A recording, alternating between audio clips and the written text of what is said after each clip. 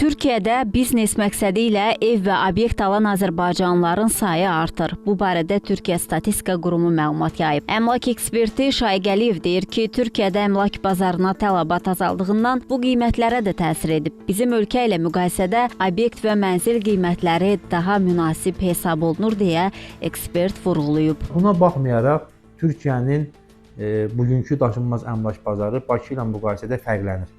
Yəni, biznes adamları ən çox pulunu, vəsaitini həm qoruyub saxlamaq, eyni zamanda artırmaq məqsədi ilə istənilən biznes sahəsində özlərini sınayırlar.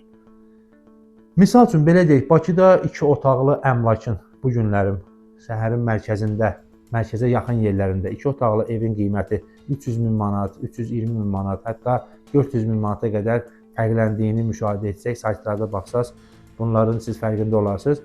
Bu da xarici valyuta ilə, yəni dollarla 150-200 min, hətta 250 min dollara qədər dəyişir.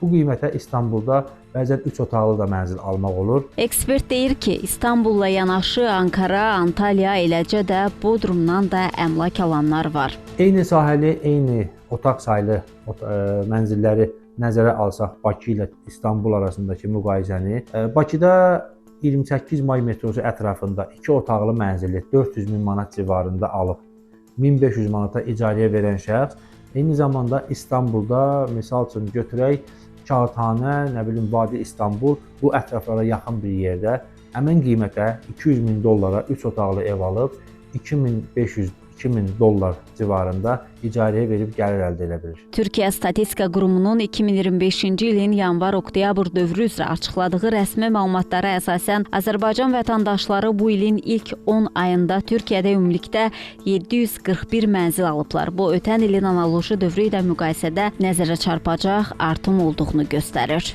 Şəhla Poladova, Xəzər xəbər.